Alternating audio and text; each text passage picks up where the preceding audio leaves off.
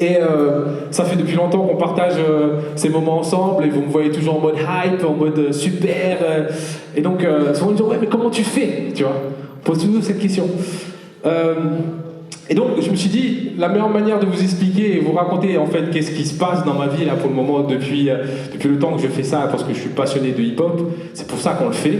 Dans un premier temps, ouais, ça peut s'applaudir quand même.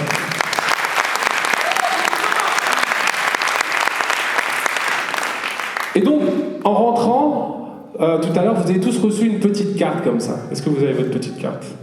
Vous vous rappelez, vous avez reçu une petite carte comme ça? Ouais. Ceux qui ont reçu leur petite carte là en question. Alors, c'est parce que ça fait depuis 4 ans que je suis nutritionniste, diététicien nutritionniste. Et c'est assez drôle de voir que ça fait que depuis 4 ans que je suis dans la nutrition. Et pourquoi je suis dans la nutrition? C'est tout simplement parce que y a des choses dans la vie qui arrivent qui font que, sans s'en rendre compte, on se retrouve à devoir faire attention à sa santé.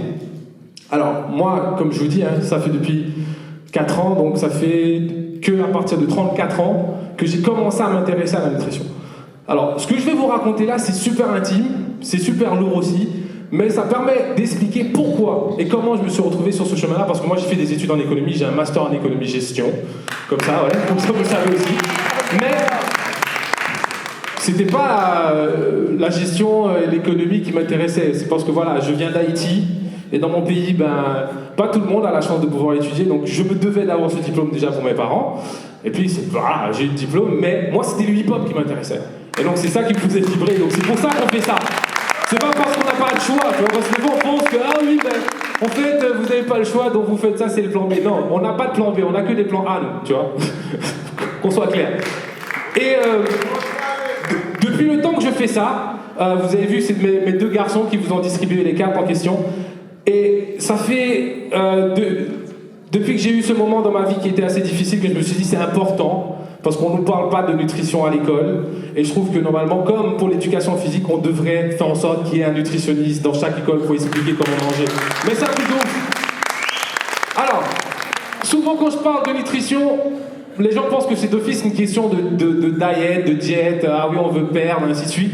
Mais je suis des personnes par exemple qui ont des soucis pour dormir et qui ne se rendent pas compte qu'en fonction de leur groupe sanguin, que le fait qu'ils mangent des aliments qui ne sont pas compatibles fait qu'ils n'arrivent pas à dormir correctement. Et donc ça s'appelle le syndrome métabolique. Ça veut dire que le corps, naturellement, doit pouvoir compenser et faire en sorte que vous allez sur votre équilibre de survie. Sauf que quand on parle de cirrhose de foie, on va tout de suite penser à l'alcool. Mais en fait, c'est tout simplement ton foie qui s'est épuisé. Il ne peut plus fonctionner. Si tu as un autre foie, tu pourras encore boire de l'alcool comme un dingue. Mais sauf que voilà, c'est compliqué d'avoir un autre foie. Et donc, ce fait qu'on ne nous dit pas qu'effectivement, qu'il y a des aliments qui ne sont pas en phase. Et c'est comme ça que petit à petit, 15 ans après, on se rend compte qu'en fait, on mangeait par exemple des pâtes, mais que les pâtes n'étaient pas compatibles avec notre groupe sanguin, et qu'au final, ça va développer justement des maladies qui font qu'en sorte qu'on continue à prendre d'autres toxines qui font qu'on n'arrive pas à récupérer et que le corps ne fonctionne pas. Donc, c'est pour ça que je me suis retrouvé à être dans la nutrition. Et en gros, le moment un peu pénible de ce que je vais raconter, c'est tout simplement que en 2014, je perds ma petite fille de 1 mois d'une rupture, d'une mort subite du nourrisson. Donc ça veut dire que tout allait bien et du jour au lendemain, plus rien.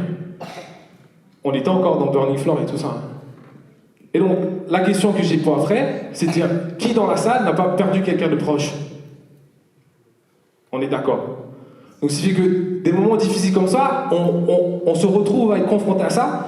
Et si je vous parle de ça, c'est pour vous expliquer comment je vais finalement comprendre que ma nutrition était essentielle.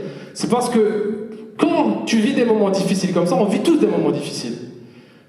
C'est que, pour moi, la première chose qui vient, c'est l'alcool, la drogue, pour essayer d'oublier. On veut oublier ce moment difficile. On dit, ouais, mais c'est pas normal. Pourquoi ça m'arrive à moi? Et en gros, oui, effectivement, j'ai commencé à boire et ainsi de suite. Sauf qu'après, je me suis dit, ça, je l'avais déjà fait quand j'étais jeune et j'avais pas forcément eu un résultat de ça. Et donc, la seule manière d'apporter autre chose, parce que j'ai encore 2 garçons, vous les avez vus, donc je me dis, il faut quand même continuer à être solide pour eux, c'était le sport. Et donc, j'ai trouvé mon exutoire dans le sport et spécifiquement dans le crossfit. Et c'était le seul sport qui faisait que vraiment, j'arrivais à passer outre et à oublier pendant un certain moment qu'effectivement que cette chose est en train d'arriver et m'arrive et que je vais devoir l'accepter.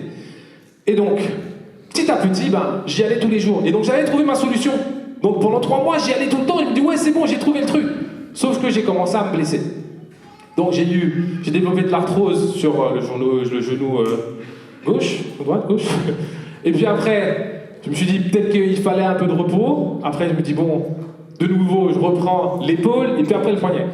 Et donc de là, le médecin me dit, c'est catégorique. Arrête ce sport, c'est trop violent pour toi. Il faut que tu arrêtes. Je me fais, mais c'est pas possible. Moi, j'ai besoin de ce truc. Donc comment je vais faire? Parce que je pense avoir fait le bon choix. Et le déclic, mesdames, messieurs, hypopienne, c'est que j'allais voir Sushi, et je prends la route, et souvent j'adore rouler avec ma voiture sur la réserve. J'aime bien attendre la dernière minute, tu vois. Je sais pas si ça vous arrive. Hein. Moi, c'est un truc que je kiffe, sport national chez moi. Et donc à chaque fois je devine, je dis ouais, peut-être que je vais faire 10 km, et puis après 5 km, tu vois. Et au final, je me dis, ouais, normalement, je peux rouler 70 km sur la réserve, j'allais prendre la route pour aller voir mon tonton Sushi, et je me dis, ouais, ça va. Sauf que 5 minutes après, je tombe en panne. Et je m'énerve de fou dans la voiture, tu vois, parce que moi, j'ai pas touring assistance, des trucs comme ça, j'aime pas payer des trucs pendant toute l'année que j'utilise pas, ça m'énerve, tu vois. Donc moi, j'aime bien payer content, tu vois. Et je suis en train de m'énerver, je dis, ouais, mais c'est quoi cette histoire? Tu savais pourquoi t'as pas été faire le plein, ainsi de suite. Et c'est de là que je réfléchis, je me dis, mais j'étais en train de rouler sur la réserve de la voiture, donc c'est normal qu'à un moment donné, le fait que je suis pas au courant de mon réservoir fait que je tombe en panne. Et c'est comme ça que je commence à faire le déclic et je me dis, ouais, mais mon sport là que je suis en train de faire, peut-être que je mange pas en conséquence. Et que je ne sais pas comment manger pour justement continuer à faire ce sport et continuer à être de bonne humeur et continuer à sécréter des bonnes hormones et ainsi de suite. Et c'est là que petit à petit j'ai commencé à me renseigner par rapport à la nutrition. J'ai commencé à faire en sorte de manger en conséquence. On peut les applaudir, ça c'est fait autant. Bon, c'est ce qu'on avait répété, pourquoi vous prenez ma jambe comme ça, hein? Je t'aime. Mais moi aussi, je vous aime, les loulous.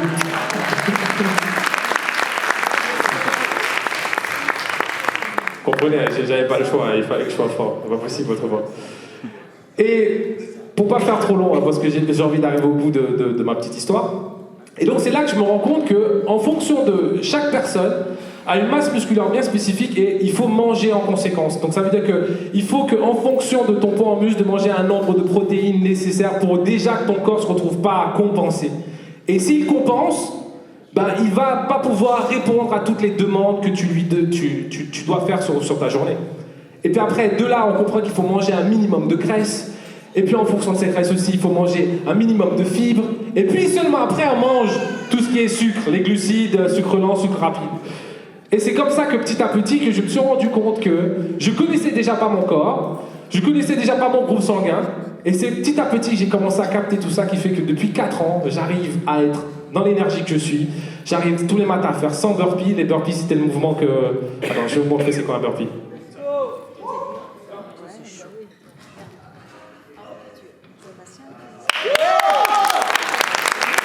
100 tous les matins.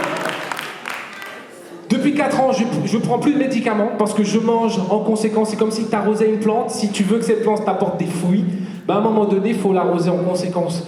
Et donc c'est comme ça que je me suis dit, mais c'est dingue que j'ai dû attendre cet événement-là pour me rendre compte que je ne mangeais pas en conséquence et que mon corps avait peut-être besoin de plus.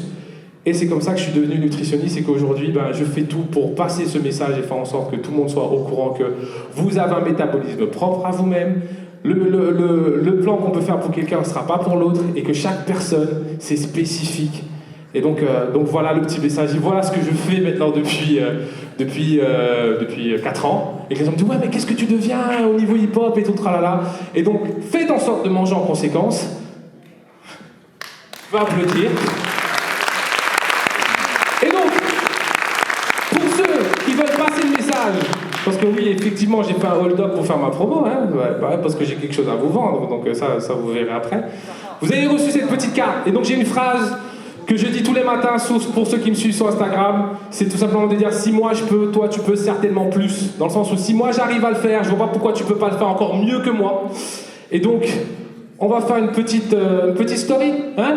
Et donc l'idée ce serait de dire, quand je vais dire si moi je peux, Vous dites, toi tu peux certainement plus. Vous saurez faire ça, vous pensez? Ouais. Alors on va faire un test. Alors je fais, voilà mesdames, messieurs, on est au théâtre Le Manège.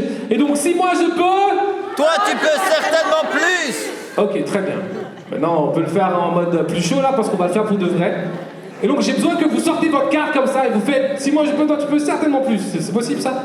Ah, tout le monde doit aller chercher leur carte là maintenant. Alors je vais prendre mon téléphone.